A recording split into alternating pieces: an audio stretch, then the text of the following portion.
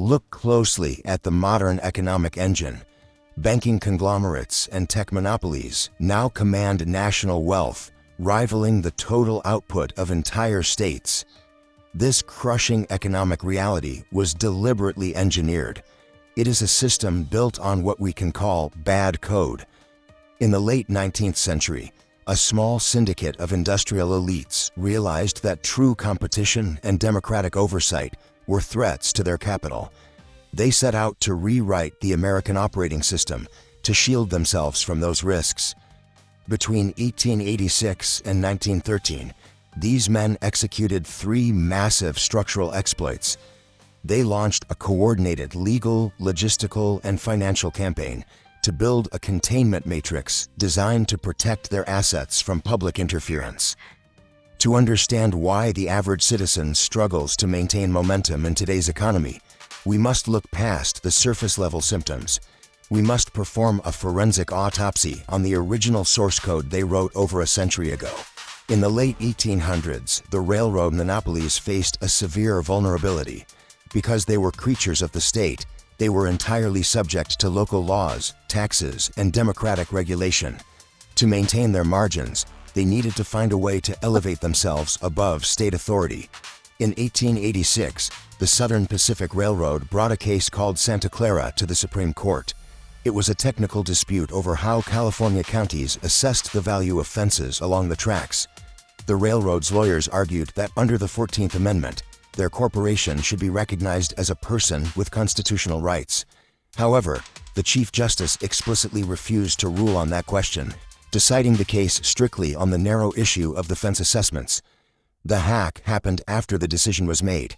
The official court reporter, a former railroad executive named J.C. Bancroft Davis, quietly inserted a non-binding headnote at the top of the case summary. He claimed the court did recognize corporations as persons, even though the actual ruling said the opposite. This diagram shows how the clerical headnote bypassed the official court decision. Within 2 years, other judges began citing this rogue summary as if it were the law. They laundered a clerical error into binding legal precedent simply by repeating it as truth. This effectively stripped the 14th Amendment from its original purpose. An amendment designed to protect the rights of emancipated slaves was uncoupled from human beings and bolted onto artificial corporate structures to shield their capital. The bedrock of modern corporate supremacy, corporate personhood, does not come from a democratic vote. It grew from a fabricated clerical error, codified by those with the power to write the record. Securing legal rights was only the first phase. To dominate the entire economy, these elites realized they had to control every logistical input, from the iron ore in the ground to the transport lines that moved it. Giants like United States Steel achieved this through vertical integration. They owned the mines, the railroads, and the massive production facilities, allowing them to dictate costs across the entire supply chain. But 19th century state laws presented a problem. Most states strictly prohibited a corporation from owning property or stock across state lines, which prevented the formation of nationwide monopolies.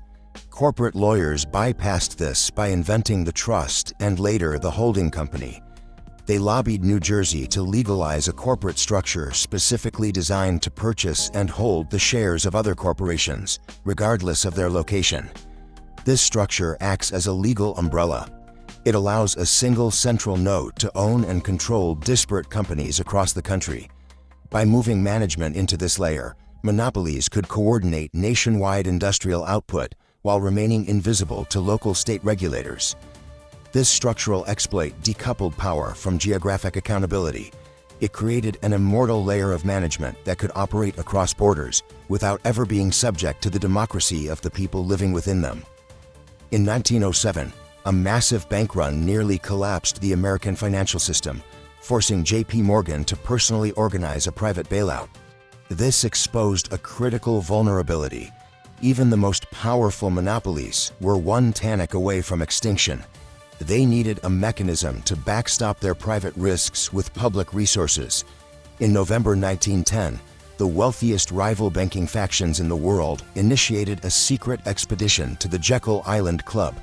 Using fake names and a sealed railcar to avoid detection, they spent 9 days drafting a plan to cartelize the American banking industry. This syndicate, representing the Morgan and Rockefeller interests, drafted the Aldrich Plan.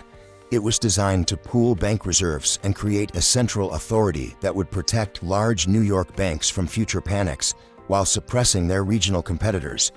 Knowing the public despised Wall Street, they rebranded the plan. They wrapped the Wall Street-authored document in the language of progressive reform and passed it through a Democratic administration as the Federal Reserve Act of 1913. By controlling the supply of new currency, the cartel gained the power of seigniorage. They could now expand credit for their own interests, while the American public paid the cost through a devalued dollar. This final exploit ensured that when the banks took massive risks and failed, the inflationary cost would be borne by the labor and savings of the entire population. By 1913, the machine was complete. They possessed the legal rights of humans, structural immunity to state laws, and a central bank to backstop risks. The wealth extraction we see today is a feature of that code. It performs exactly as the original architects intended, designed to protect the momentum of capital regardless of the cost to the individual. This architecture maintains its power by hiding its origins. Because the system was built through clerical errors and secret meetings, we only see the final, rigid results. We treat it as an unchangeable force of nature because the bad code was written out of sight. Reviewing the historical receipts destroys the idea that this system is inevitable.